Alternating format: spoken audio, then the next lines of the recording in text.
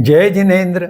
मेरे इस जैन सोल यह जैन दर्शन के वैज्ञानिक वाहिनी को लाइक करें, शेयर करें, सब्सक्राइब करें और बेल आइकॉन दबाएं। और आप हमें हमारे वीडियो के नीचे दिए गए पेज पर भी फॉलो कर सकते हैं। जय जिनेन्द्र। अर्यंत दर्शन एक असामान्य दर्शन है, यह बात हमने कल बताई। और इस असामान्यता को दर्शाने के लिए उसकी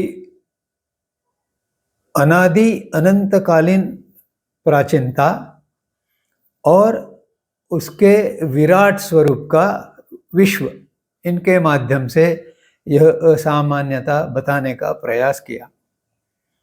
अब इसके ज्योतिष्क और आदि अन्य विषयों पर चर्चा करते हुए इसकी असामान्यता का हम परिचय करने का प्रयास करेंगे। ज्योतिष्क जगत के संबंध में सूर्य प्रज्ञप्ति, चंद्र प्रज्ञप्ति या जम्बूद्वीप प्रज्ञप्ति में बहुत ही थोड़ा परिचय उपलब्ध होता है, क्योंकि हजारों हजार जो गाथाएं थी उनमें से कुछ हजार गाथाएं ही प्रत्यक्ष में उपलब्ध है।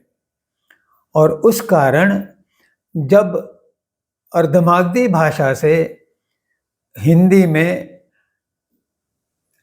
भाषांतरण किया जाता है तो वास्तविकता में अर्धमागधी का ज्ञान पूर्णतः नहीं होने से कुछ गलत अर्थ निकलने की संभावना है। जैसे पृथ्वी समतल है, यह एक निष्कर्ष बहुत से पुस्तकों में देखने को मिलता है, परंतु मेरे विचार से भगवान का कहने का तात्पर्य यह था कि यह विश्व समतल है। और इस बात का प्रमाण वैज्ञानिक आधार पर भी मिलता है, क्योंकि जब आकाश गंगा का मानचित्र लिया जाता है तो उसमें वह समतल दिखाई देती हैं।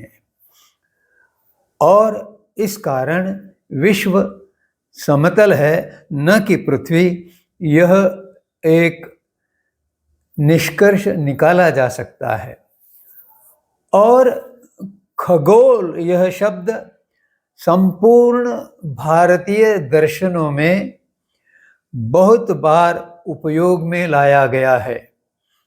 जब खगोल में गोल यह शब्द उल्लेखित है तो विश्व को या पृथ्वी को समतल कहने की कोई संभावना ही लगती नहीं।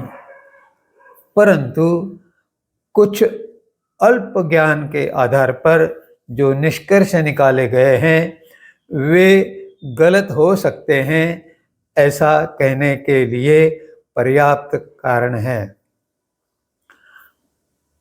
एक बात उल्लेखित की जा सकती है कि सूर्य, मंगल, गुरु, बुध, शुक्र और शनि, ये जो ग्रह है इनका उल्लेख आगमों में मिलता है। और चंद्रमा और इस प्रकार के उपग्रहों का भी कुछ वर्णन मिलता है। साथ में ताराओं का मंडल यानी तारांगण और उसमें बने हुए नक्षत्र अर्थात कॉन्स्टेलेशंस, इसके भी वर्णन मिलते हैं। इसी प्रकार ज्योतिष्क के आधार पर जो ज्योतिष शास्त्र विकसित किया गया है, एस्ट्रोलॉजी जो विकसित किया गया है, उसका भी उल्लेख मिलता है, परंतु ये सारे उल्लेख बहुत ही थोड़े हैं, अल्प है। हाँ, एक बात कही जा सकती है, ज्योतिष शास्त्र के जो विभिन्न विभाग है उनके आधार पर जैन संत या मुनि प्राचीन काल में बिल्कुल सही भूतकाल और भविष्य काल का वर्णन करते थे। उसके आधार पर वे भविष्यवाणियां करते थे और वे सही प्रमाणित हुई है। अब यह ज्योतिष शास्त्र अगर ग्रहों के आधार पर बना है तो ग्रहों को जो अंतर बताए गए हैं वे अंतर किसी और प्रकार से स्पष्ट करने की संभावना दिखाई देती है। अन्यतः प्राचीन जैन ज्योतिष शास्त्र यह अन्य प्राचीन दर्शनों के ज्योतिष शास्त्र से मेल नहीं खा सकता और वर्तमान का जो एस्ट्रोनॉमी है उस एस्ट्रोनॉमी से अर्थात ज्योतिष विद्या के साथ भी समतल समरूप वर्णन नहीं मिल सकता था। इस विवेचन के पश्चात हम आगे बढ़ते हैं। सजीव सृष्टि। अब विश्व में एक कॉस्मॉस अर्थात नियमित विश्व है। एक विश्व है विराट विश्व जिसमें लोक समाया हुआ है और लोक के चारों तरफ अलोक है। यह मैंने इसके पूर्व के चित्रण में बताया था, उल्लेख किया था। इस लोक में जैन दर्शन के अनुसार स्वर्ग या ऊर्ध्वलोक, मध्यलोक और अधोलोक या नारक लोक, ये 3 भाग है। आधुनिक विज्ञान में स्वर्गलोक और नरक लोक की कल्पना को अस्वीकार किया गया है, परंतु जो मध्यलोक है उस मध्यलोक का संदर्भ सजीव सृष्टि से लगाया जा सकता है। भूगोल यह शब्द भी भारतीय दर्शनों में उपयोग में लाया गया है। इस आधार पर यह स्पष्ट कहा जा सकता है कि भू अर्थात पृथ्वी यह गोलाकार है, न कि चपटी। यह सभी भारतीय दर्शनों में स्पष्ट किया गया है। इस सजीव सृष्टि में मानव, जीव और जंतु, ये 3 प्रकार के जीव वनस्पति के साथ सर्वदूर फैले हुए हैं। इसका बहुत ही सुंदर वर्णन जैन शास्त्रों में किया गया है और वे जैव विज्ञान के माध्यम से स्पष्ट बताए गए हैं। पृथ्वी का नाम भारत, यह ऋषभदेव के ज्येष्ठ पुत्र भरत के नाम से रखा गया है। भरत एक चक्रवर्ती थे, बहुत शक्तिशाली, विद्वान और अध्यात्म के ज्ञाता थे। उनके पिता ऋषभदेव प्रथम तीर्थंकर बने इस युग के, इस महायुग के, और भरत ये पहले चक्रवर्ती राजा थे जो विष्णु पुराण में भी माना गया है। वह उनकी प्रसिद्धि के कारण भारतवर्ष को भारतवर्ष नाम देने में अग्रणी रहे। बाद में वेदों में दुष्यंत के पुत्र भरत, इनके नाम से जो भारत देश का नाम रखा गया, भारतवर्ष, यह उल्लेख मिलता है। ऋषभदेव भरत के पूर्वज सागर और भगीरथ से भी पूर्व में जन्मे थे।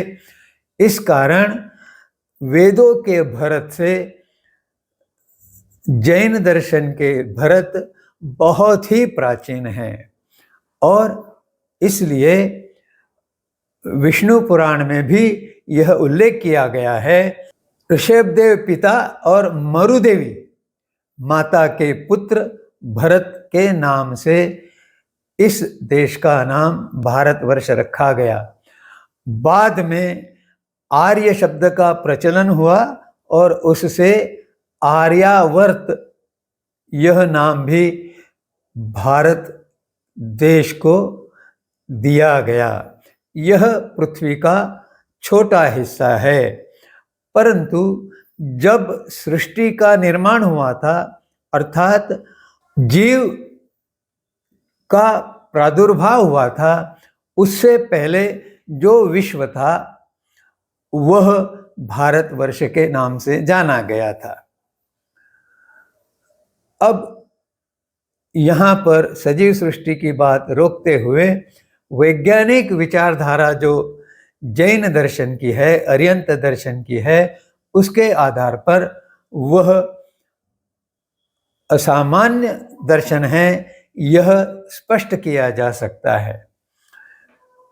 इताली के प्रोफेसर प्राध्यापक एल.पी. तेसीतोरी ये भारत में आए थे और उन्होंने अरिहंत दर्शन का अभ्यास किया और लगभग 14-15 वर्ष गहन अभ्यास करने के पश्चात उन्होंने कहा था, जैसे जैसे विज्ञान के प्रयोग अग्रसर होंगे और अधिक अधिक गहन संशोधन और अध्ययन होगा, वैसे वैसे जैन दर्शन के सिद्धांत प्रमाणित होते रहेंगे।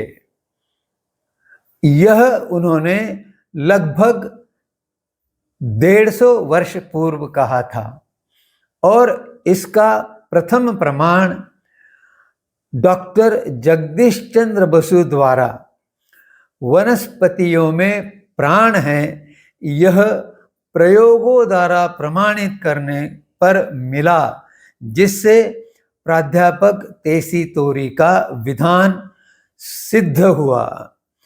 इस आधार पे यह कहा जा सकता है कि आगे चलते हुए भी क्वांटम मैकेनिक्स और पार्टिकल मैकेनिक्स के आधार पर जो नए संशोधन चल रहे हैं, उस आधार पे अन्य अनेक सिद्धांत भी प्रमाणित होंगे।